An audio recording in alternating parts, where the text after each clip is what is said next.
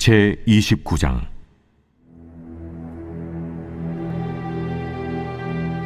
욥이 풍자하여 이르되,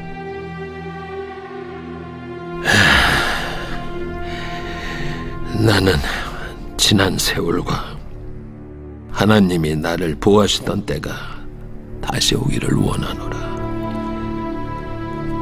그때에는 그의 등불이 내 머리에 빛이었고 내가 그의 빛을 힘입어 암흑에서도 걸어 다녔느니라. 내가 원기왕성하던 날과 같이 지내기를 원하노라. 그때는 하나님이 내 장막에 기름을 발라주셨도다. 그때에는 전능자가 아직도 나와 함께 계셨으며 나의 젊은이들이 나를 둘러 있었으며 저주로 내 발자취를 씻으며 바위가 나를 위하여 기름 시내를 쏟아냈으며 그때에는 내가 나가서 성문에 이르기도 하며 내 자리를 거리에 마련하기도 하였느니라. 나를 보고 젊은이들은 숨으며 노인들은 일어나서 서며 유지들은 말을 삼가고 손으로 입을 가리며 지도자들은 말소리를 낮추었으니 그들의 혀가 입 천장에 붙었느니라. 귀가 들은 즉 나를 축복하고 눈이 본 즉 나를 증언하였나니 이는 부르짖는 빈민과 도와줄 자 없는 고아를 내가 건졌음이라. 망하게 된 자도 나를 위하여 복을 빌었으며 과부의 마음이 나로 말미암아 기뻐 노래하였느니라. 내가 의를 옷으로 삼아 입었으며 나의 정의는 겉옷과 모자 같았느니라. 나는 맹인의 눈도 되고 다리 저는 사람의 발도 되고 빈궁한 자의 아버지도 되며 내가 모르는 사람의 송사를 돌봐주었으며 불의한 자의 턱뼈를 부수고 노획한 물건을 그 이새에서 빼내었느니라. 내가 스스로 말하기를 나는 내 보금자리에서 숨을 거두며 나의 날은 모래알같이 많으리라 하였느니라. 내 뿌리는 물로 뻗어나가고 이슬이 내 가지에서 밤을 지내고 갈 것이며 내 영광은 내게 새로워지고 내 손에서 내 화살이 끊이지 않았노라. 무리는 내 말을 듣고 희망을 얻었으며 내가 가르칠 때에 잠잠하였노라. 내가 말한 후에는 그들이 말을 거듭하지 못하였나니 나의 말이 그들에게 스며들었습니다. 그들은 비를 기다리듯 나를 기다렸으며 봄비를 맞이하듯 입을 벌렸느니라. 그들이 의지없을 때 내가 미소하면 그들이 나의 얼굴빛을 무색하게 아니하였느니라. 내가 그들의 길을 택하여주고 으뜸되는 자리에 앉았나니 왕이 군대 중에 있는 것과도 같았고 애곡하는 자를 위로하는 사람과도 같았느니라. 독백 첫 번째, 욥의 고백, 과거 회고입니다. 서론 읽겠습니다. 이제 욥기는 후반부로 들어가게 됩니다. 전반부에서는 고난을 당한 욥과 세 친구의 논쟁이 진행되었죠. 세 친구는 세상에서 얻은 인과응보의 지혜로 욥의 고난을 해석하여 조언하였지만 욥의 고난에는 해당되지 않았습니다. 오히려 서로 감정이 상해 격한 논쟁이 오고 갔습니다. 세 친구는 흔들리지 않는 욥의 믿음과 논리 앞에 꼬리를 내릴 수밖에 없었습니다. 후반부는 욥, 엘리후, 하나님의 독백이 등장합니다. 친구들과의 논쟁에서 이긴 욥, 논쟁에서 이겼다 하여 욥의 고난이 해결된 것은 아니었습니다. 욥은 여전히 진행형인 고난에 대해 독백을 하고 있습니다. 29장부터 31장까지는 욥의 과거에 대한 회고, 욥의 탄식, 욥의 억울한 호소를 담고 있습니다. 아무것도 바뀐 것이 없습니다. 욥이 깨달은 하나님에 대한 지혜와 믿음이 고난을 해결해 줄 수는 없었습니다. 욥의 마지막 고백은 판사 앞에서 선고를 앞에 두고 죄수들이 마지막으로 진술하는 최후 변론의 모습과 유사합니다. 옆에 표를 보시면 이제 우리 후반부로 넘어왔습니다. 독백 시리즈 3개가 있죠. 욥, 엘리후, 하나님, 그 중에 욥에 대한 이야기입니다. 예, 그 친구들과 논쟁을 하였는데 그 논쟁은 세 개로 이루어졌죠. 첫 번째는 너는 죄 때문에 이런 고난을 당한 것이다. 나는 죄진 일이 없다. 속죄 제사의 능력으로 내 모든 죄는 다 도말되었다. 이 고난은 하나님의 특별한 섭리 가운데 주권 속에 진행되는 것이다. 이런 변론을 합니다. 그랬더니 두 번째는 너는 악인이다. 너 이 정도 고난을 당하는 건 악인들이 당하는 고난이다. 너 잠잠히 잘 생각해봐라. 빨리 무릎 꿇어라.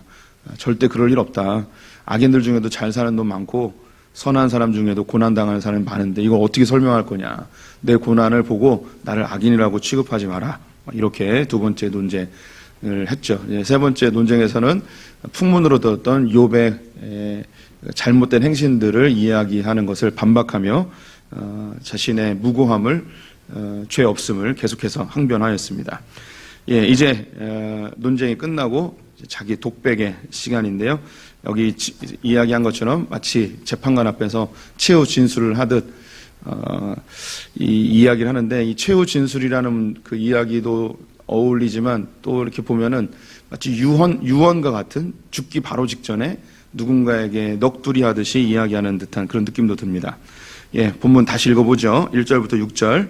욥이 풍자하여 이르되 나는 지난 세월과 하나님이 나를 보호하시던 때가 다시 오기를 원하노라. 그때에는 그의 등불이 내 머리에 빛이었고 내가 그의 빛을 힘입어 암흑에서도 걸어 다녔느니라. 내가 원기 왕성하다는 날과 같이 지내기를 원하노라. 그때는 하나님이 내 장막에 기름을 발라 주셨도다.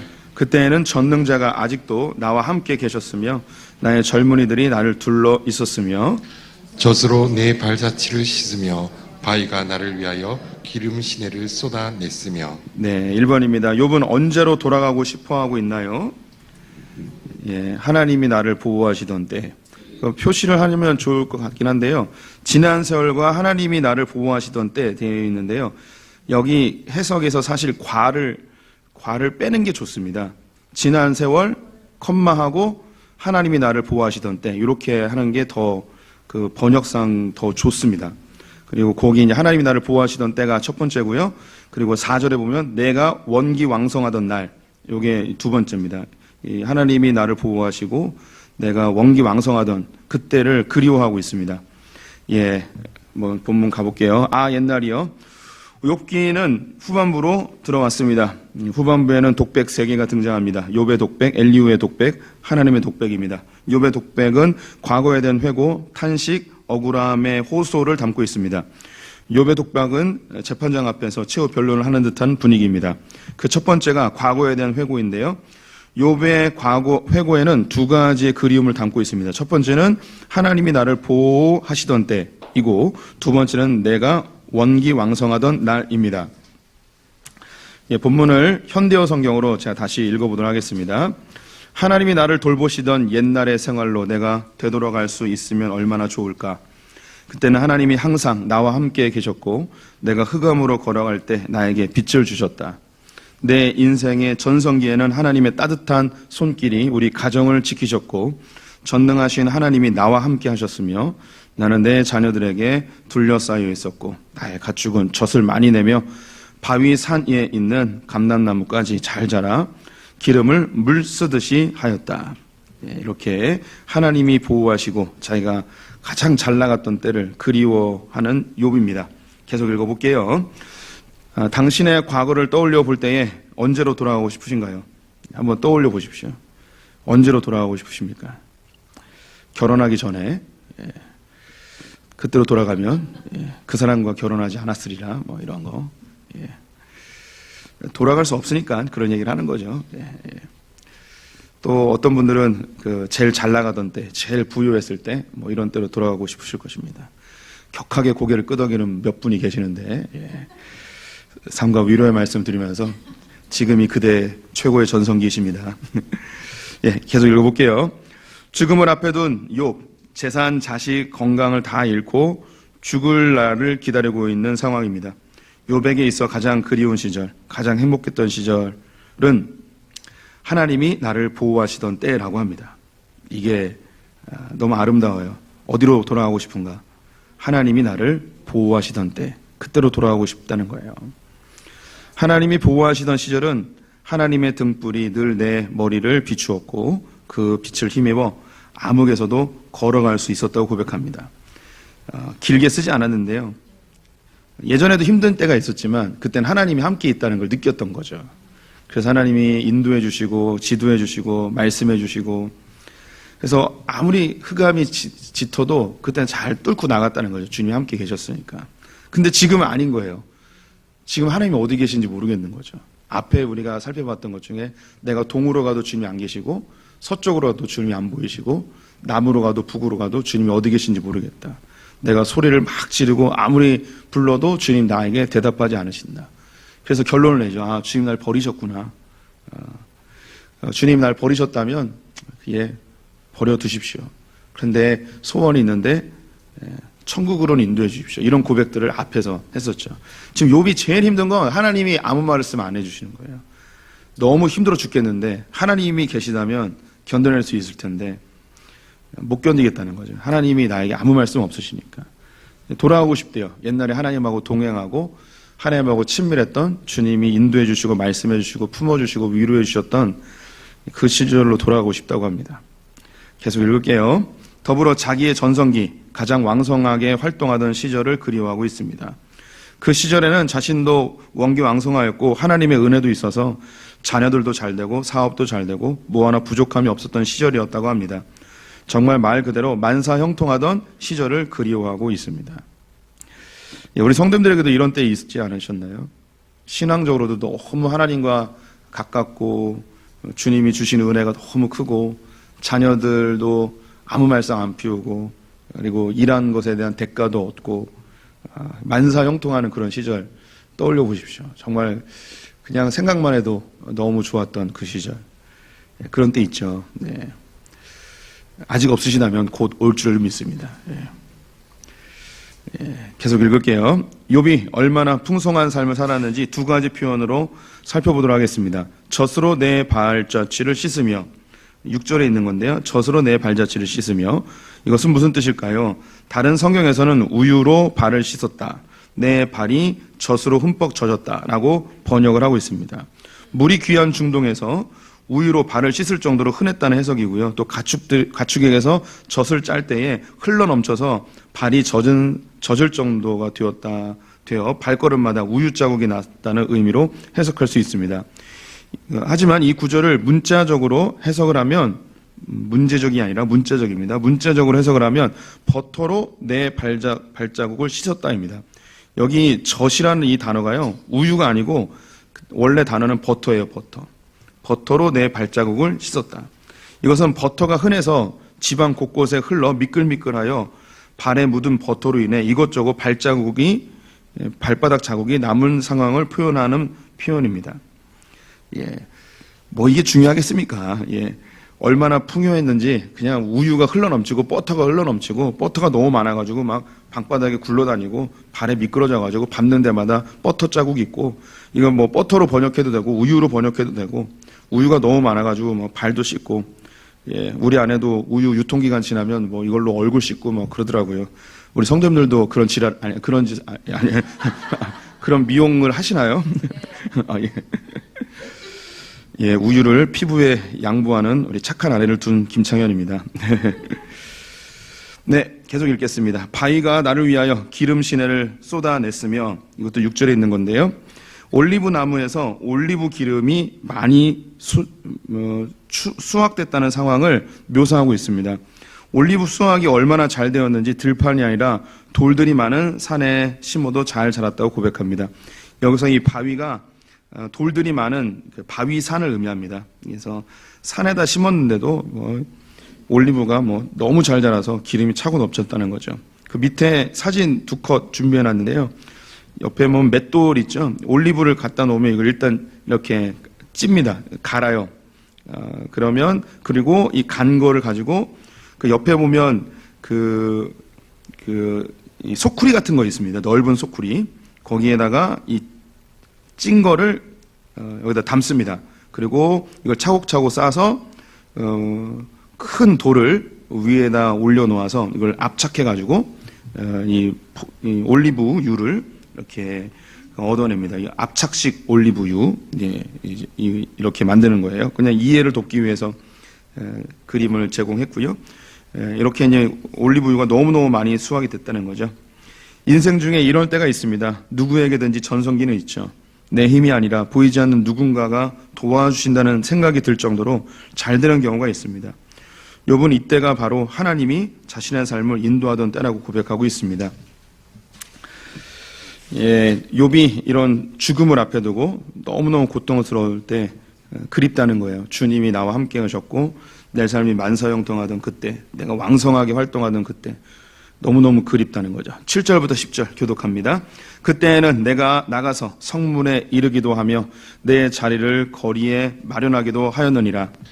나를 보고 젊은이들은 숨으며 노인들은 일어나서 서며 유지들은 말을 삼가고 손으로 입을 가리며 지도자들은 말소리를 낮추었으니 그들의 혀가 입천장에 붙었느니라. 2번입니다. 욥 앞에서 혀가 입천장에 붙었던 자들은 누구인가요? 지도자들입니다.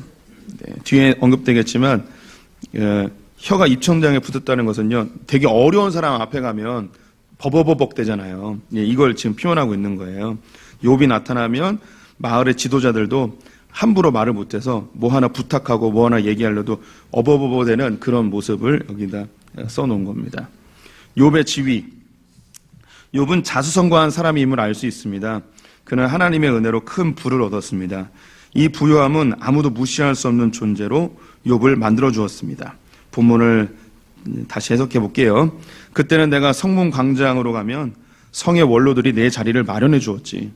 젊은 사람들이 나를 보면 길을 비켜서고 내가 가면 노인들이 일어섰으며 마을의 유지들도 하던 말을 멈추고 하고 싶은 말이 있으면 손으로 입을 가리고 말을 하곤 했지. 마을 지도자들도 내 앞에서는 주눅 들어서 혀가 입천장에 달라붙어 말을 잘 못하기도 하였지.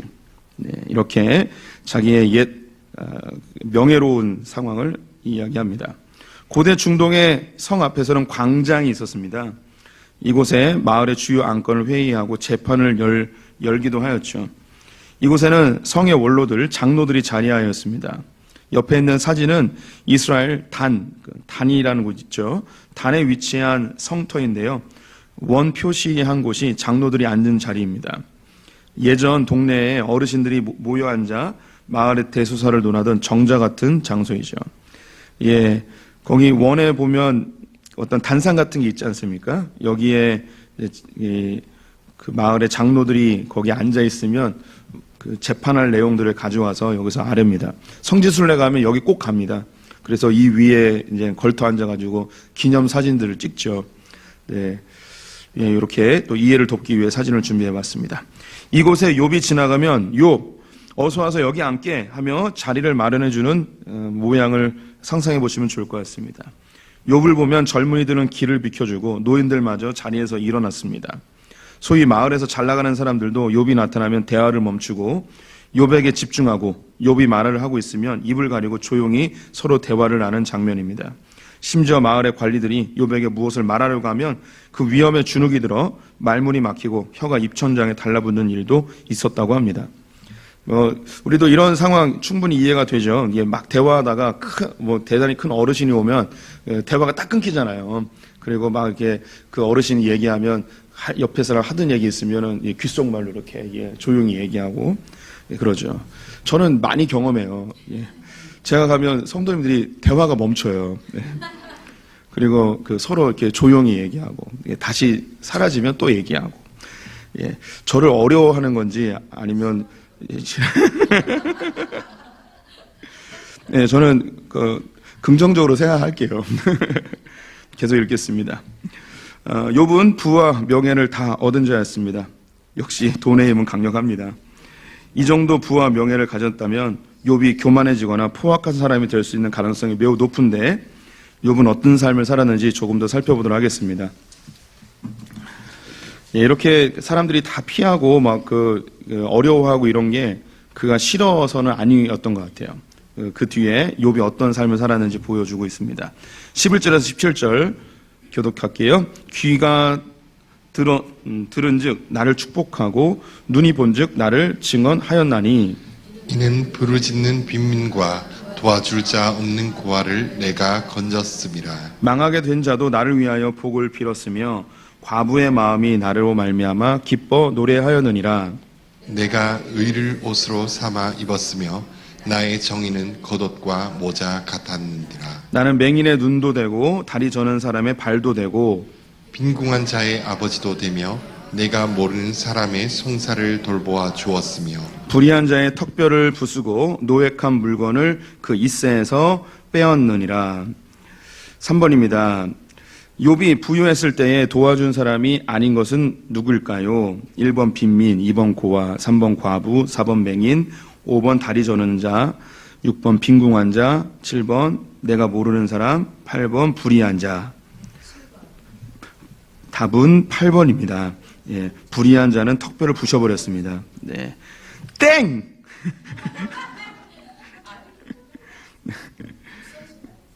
예. 욥의 선행. 욥은 자신의 부유함이 하나님이 주신 은혜임을 고백하고 있습니다. 이러한 고백은 그의 선한 행실로 나타나게 됩니다. 위의 본문을 다시 해석해 보겠습니다. 나에 대해 들려오는 소식은 축복하는 내용들이었고 내 눈앞에서 직접 축복하는 사람들도 많았다.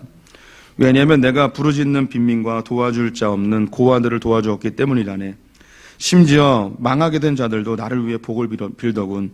또한 과부가 된 사람들도 나 때문에 오히려 기쁘다고 노래를 부르더군. 그럴수록 나는 더욱 의의 옷을 입고 삶과 정의를 겉옷과 모자로 삼았다네.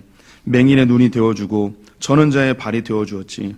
빈궁한 자에게는 아버지의 역할을 해주고 내가 모르는 처음 보는 사람의 억울한 송사를 도와주기도 했다네. 또한 불의한 자에게는 인정사정 볼 것 없이 대가를 지불하게 해주었고 그들이 노획한 물건들을 빼앗아 돌려주는 일을 하였다네. 욥의 모습은 완전히 영웅, 히어로입니다.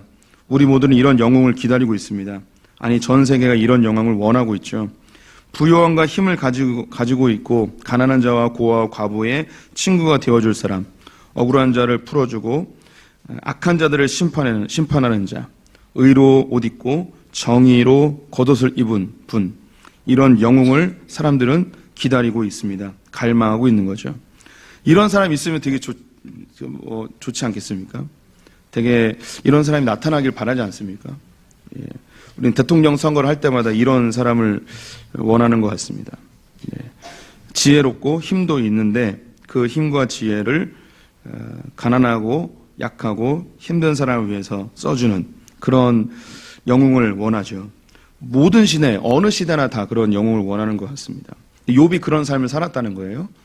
하나님이 나와 함께 하셨고 내가 힘있게 일을 했는데 하나님이 정말 폭포수처럼 많은 부요함을 선물로 주셨는데 이걸 가지고 가난한 자와 힘든 자를 위해서 이렇게 사용하였더니 사람들이 보는 사람마다 나를 칭찬하고 망해가는 사람도 나에 대해서 칭찬하고 과부가 된 사람도 나를 보면 기뻐해주고 이런 삶을 살았다는 거예요. 너무너무 이런 사람 모든 시대가 원할 것 같습니다. 아모스서에도 이런 사람이 나타나기를 갈망하는 고백이 있습니다. 아모스서 우리 성도님 읽어주세요. 시작. 너희는 악을 미워하고 선을 사랑하며 성문에서 정의를 세울지어다. 만군의 하나님 여호와께서 혹시 요셉의 남은 자를 불쌍히 여기시리라. 오직 정의를 물같이 공의를 마르지 않는 강같이 흐르게 할지어다. 네, 구약 선지서들은 여기 욥이 이야기한 것을 그대로 다 담아서 이 나라의 이 부조리함과 죄악으로 가득한 고아와 과부와 가난한 자들이 고통당하는 이 세상에 이걸 다 해결해 줄 영웅이 나타나길 바라죠. 우린 영웅이라는데 성경에선 이 사람을 메시아라고 합니다. 메시아가 나타내 주기를 간절히 원하고 바라고 있습니다. 18절에서 20절 교독해 보겠습니다. 내가 스스로 말하기를 나는 내 보금자리에서 숨을 거두며 나의 날을 모래알같이 많으리라 하였느니라. 내 뿌리는 물로 뻗어나가고 이슬이 내 가지에서 밤을 지내고 갈 것이며 내 영광은 내게 새로워지고 내 손에는 내 화살이 끊이지 않았노라. 4번입니다. 욥은 고난을 당하기 전에 얼마나 살 것이라고 생각하였나요? 모래알같이 많으리라고 정말 벽에 똥칠할 정도로 오랫동안 살 거라는 그런 생각을 하고 있었는데 지금 죽어가고 있는 거예요. 너무 힘든 거죠. 욥의 이전 바람. 욥은 부와 힘을 얻었습니다. 아무도 마을에서 자신의 말을 무시할 수 없었습니다. 가장 영향력 있는 사람이 된 것이죠. 하지만 욥은 이러한 모든 것이 하나님의 은혜 안에서 허락된 것임을 고백하였습니다. 따라서 빚진 자의 마음으로 가난한 자 고아와 과부를 돌보는 정의와 의를 실천하는 삶을 살았습니다. 이 시절 욥이 꿈꾸던 노후의 모습을 고백합니다. 본문 다시 해석해 보겠습니다. 내가 그때만 하더라도 혼잣말로 이렇게 말하곤 했지. 나는 이렇게 오래오래 편안하게 살다가 집에서 생을 마감하겠지. 나는 뿌리가 물가에 뻗은 나무처럼 그리고 이슬을 머금은 나무와 같을 것이고 사람마다 늘 나를 칭찬할 것이고 내가 가지고 있는 힘과 권력은 끊어지지 않을 것이야. 이렇게 혼잣말을 옛날에 했었다는 거죠. 지금은 아니라는 겁니다. 욥의 고백은 지극히 평범합니다. 하나님이 주신 건 누리면서 지금처럼 편안하게 하나님 나라와 영광을 위해 사는 것이 욥의 바람이었습니다. 별탈 없이 장수하다가 보금자리에서 가족의 품에 안기어 생을 마감하는 것 얼마나 소박한 꿈입니까? 예, 욥의 소원 그렇게 대단하지 않습니다. 제국을 만드는 것도 아니었습니다. 돈을 더 버는 것도 아니었습니다. 그는 하나님과 동행하면서 열심히 살았더니 부를 주셨고 이 부가 하나님의 은혜로 온 것임을 알아서 가난한 자와 고아와 과부를 돌보는 일을 하였고 억울한 일을 당하는 자들을 도와주고 이런 일을 했다는 거예요. 그러면서 자기가 바라는 거 별거 없었다. 나는 그냥 이 힘이 이루어지지 않고 내게 주어진 생애만큼 다 살다가 가족들 품 안에 안기어서 내가 그렇게 생을 마감하는 그냥 편안한 노후를 산다 그냥 끝나는 거 이거 생각하고 있었는데 이게 무슨 날벼락이냐. 갑자기 이렇게 자식도 다 죽고 재산도 다 잃고 병 걸려서 내가 이렇게 죽을 줄 꿈에도 생각을 못했다. 이런 한탄 섞인 옛날 자기의 바램을 이야기합니다. 어쩌면 이 욥의 소원이 우리 모두의 소원일 수도 있겠죠. 별탈 없이 그냥 살다가 때가 되면 자녀들 품 안에서 그렇게 생을 마감하는 거 그리고 하나님 나라 가면 우리 죽음에 대한 두려움도 없으니 그냥 그렇게 살면 좋겠다라는 게 우리의 모두의 소원 아니겠습니까? 그런데 참 야속하게도 하나님은 욥의 이 소원을 들어주지 않으시네요. 예, 그러니까 이제 다음 장에 이제 이렇게 막 한탄을 하는 거죠. 하나님 앞에 왜 이러십니까? 뭘 잘못했습니까? 이러면서 옛날의 모습을 회고하고 그 다음에는 이제 하나님 앞에 막 원망을 쏟아냅니다. 21절에서 25절 교독합니다. 무리는 내 말을 듣고 희망을 걸었으며 내가 가르칠 때에 잠잠하였노라. 내가 말한 후에는 그들이 말을 거듭하지 못하였나니 나의 말이 그들에게 스며들었습니다. 그들은 비를 기다리듯 나를 기다렸으며 봄비를 맞이하듯 입을 벌렸느니라. 그들이 의지 없을 때 내가 미소하면 그들이 나의 얼굴빛을 무색하게 아니하였느니라. 내가 그들의 길을 택하여 주고 으뜸되는 자리에 앉았나니 왕의 군대 중에 있는 것과도 같았고 애국하는 자를 위로하는 사람과도 같았느니라. 욥은 무슨 병에 걸린 걸까요? 네, 요거는 여기 잘 보세요. 24절 제가 다시 읽어볼게요. 그들이 의지 없을 때에 내가 미소하면 한번 웃어주면 그들의 얼굴빛을 무색하게 하였느니라. 얼굴빛이 좋아졌다는 거. 막 이렇게 그 의지 없어서 삶에 소망이 없고 힘들어 죽겠는데 욥이 한번 웃어주면 사람들이 막 더 좋아한다는 거죠. 제가 웃어주니까 별로 희망을 못 느끼는데 여기 임영웅이 와서 한번 쓱 웃어줬다 그러면 막 희망이 나겠죠. 예. 예. 임영웅도 안 먹히는군요. 네. 예. 예. 정답 알려드리겠습니다. 욥은 무슨 병에 걸렸을까? 예, 왕자병. 예. 정확한 그 병명은 연예인병입니다. 욥의 인기. 욥은 자신이 과거에 욥은 자신의 과거의 하이라이트를 고백합니다. 본문을 다시 해석해 볼게요. 사람들은 내 말을 듣고 희망을 가졌고 내가 가르치면 잠잠하였다네. 내가 말을 마치면 아무도 대꾸하지 못했다네. 오히려 나의 말을 그들의 마음에 담으려고 하였지. 그들은 비를 기다리듯 나를 기다렸고 봄비를 맞이하듯 나를 환영하였다네. 그들이 지쳐있을 때 내가 미소만 지어주어도 힘을 얻었다네. 나는 마치 군대를 거느리는 왕처럼 슬퍼하는 사람들을 위로하고 사람들을 돌보고 그들이 그들의 갈 길을 정해주곤 하였다네. 욥은 연예인병에 걸린 듯합니다. 완전 허경영입니다. 내 눈을 바라봐 넌 행복해지고, 내 눈을 바라봐 넌 건강해지고, 허경영을 바라봐 넌 웃을 수 있고, 허경영을 바라봐 넌 시험 합격해. 비현실적인 이 이야기가 욥에게는 현실이었습니다. 네. 욥 자체가 사람들에게 위로고, 욥의 미소 하나가 사람들에게 큰 기쁨이 되어지는 그런 현실이었죠. 우리는 욥의 모습에서 놀랍게 예수님의 모습을 발견하게 됩니다. 욥이 누렸던 영광은 일시적이었지만 예수님의 영광은 영원하였습니다. 욥은 그림자이고 예수님은 실제이십니다. 욥은 이런 영광을 누리다 엄청난 고난을 겪게 됩니다. 예수님도 백성들에게 칭송을 받다가 십자가에 달려 돌아가십니다. 욥이 지금 이야기한 거를 잘 들어보세요. 욥은 제일 처음에 하나님하고 자기가 함께 있었다고 고백합니다. 하나님이 자기를 보호해주고 하나님이 나에게 빛을 비춰줘서 어떤 흑암도 다 뚫고 나왔다는 가장 행복한 시절, 그 하나님과 함께 있었던 그 시절입니다. 그래서 이 욥은 그 하나님과 함께함으로 많은 부요함을 누리고 있었다는 거예요. 이 부요함을 가지고 그 가난한 자들에게 와서 고아를 돌봐주고, 과부를 돌봐주고, 억울한 자를 자유케 해주고, 앞을 보지 못하는 자를 인도해주고, 걷지 못하는 자를 부축해주고, 이런 삶을 살았다는 거예요. 그래서 자기의 이 인기가 막 높아지면서 그냥 얼굴만 보여줘도, 미소만 지어줘도 사람들이 막 힘을 얻고, 자기가 얘기를 하면 하나라도 땅에 떨어질까 다 하나하나 곱씹어 먹고, 자기 이야기하면 그 누구도 반론을 제기하지 않고, 마치 봄비를 기다리는 사람들처럼 자기가 오기만을 간절히 기다리고 이렇게 얘기만 하면 다 환호해주는 그런 모습이에요. 이 모습 많이 보지 않았습니까? 예수님의 모습이죠. 하나님 보좌 우편에 계셨던 하나님의 독생자, 하늘의 모든 영광을 가지시고 만유를 소유하셨던 그분이 이 땅에 오셔서 가난한 자들과 함께 해주시고, 저른 자를 부축해 주시고, 보지 못하는 자에게 길이 되어 주시고, 고아와 과부 그리고 억눌린 자들의 친구가 되어 주셨습니다.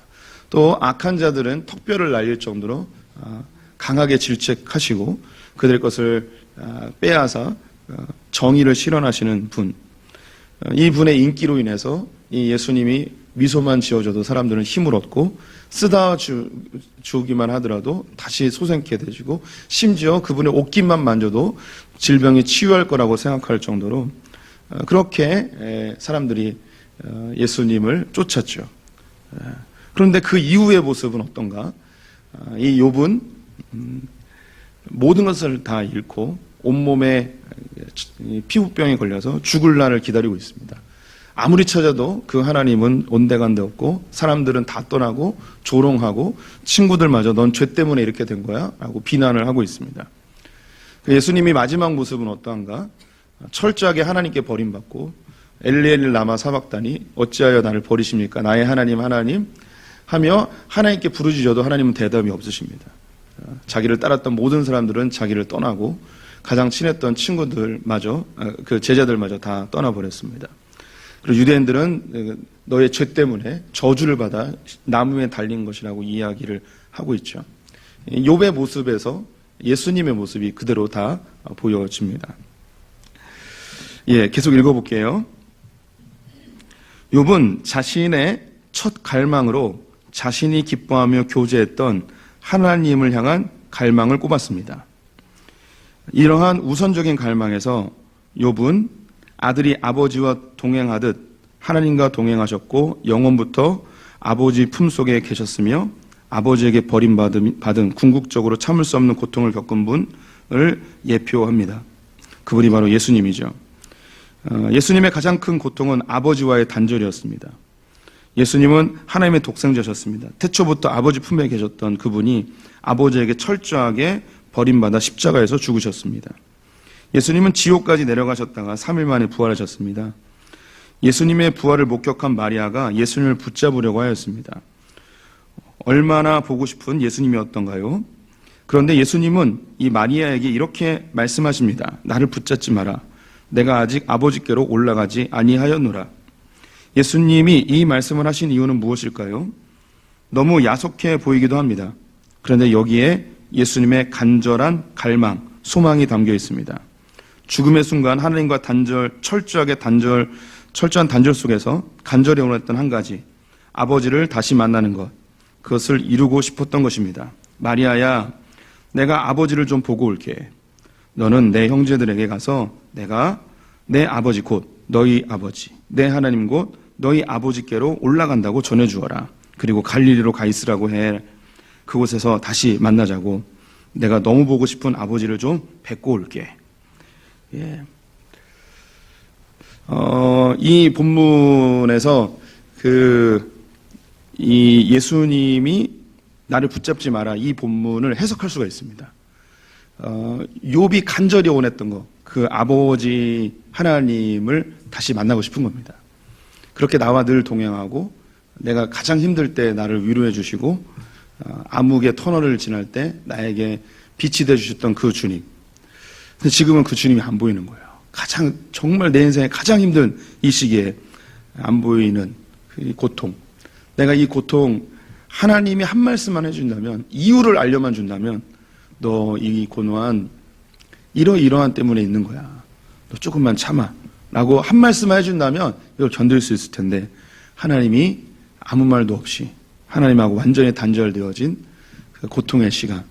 그러면서 고백하는 거죠. 내가 그때로 돌아갔으면 얼마나 좋을까. 하나님과 동행하던 그 시절로 돌아가면 얼마나 좋을까. 근데 이 욥의 모습이 예수님의 모습과 똑같죠. 그럼 예수님의 간절한 갈망은 뭐냐면 아버지 품에 다시 가는 거예요. 여기 그 본문에 다 표현되지 않지만요. 요한복음 1장에 보면 아버지 품 안에 있었던 아들로 표현하고 있습니다. 원래 하나님의 본체시고 하나님과 연합되었던 그 아들 예수가 이 땅에 와서 아버지에게 완전히 버림받았을 때 하늘이 흑암으로 가리고 아무리 불러도 대답 없는 그 하나님. 그래서 죽고 지옥으로 떨어지시죠.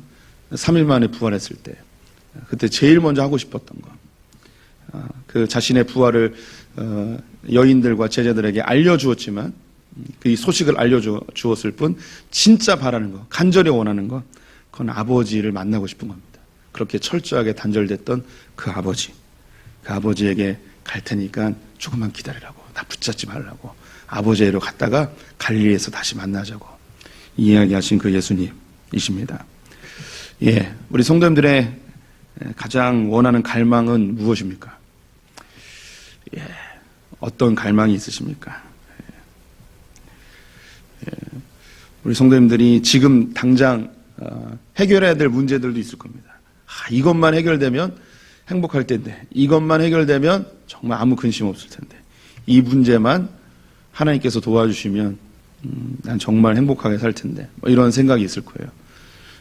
그런데 우리의 갈망은 이 모든 문제를 해결할 수 있는 그 하나님 자체였으면 좋겠습니다. 하나님과 연합되어진 하나님 안에서의 그 풍성한 그 친밀함을 누리는 이것이 우리의 유일한 갈망함, 최고의 갈망이었으면 좋겠습니다. 이 세상 것들로는 우리의 갈증을 해결할 수 없습니다. 영원한 선물 대신 그 하나님 품 안에서 영원한 기쁨, 행복을 누리는 우리 성도들 되셨으면 좋겠습니다. 네, 기도하겠습니다.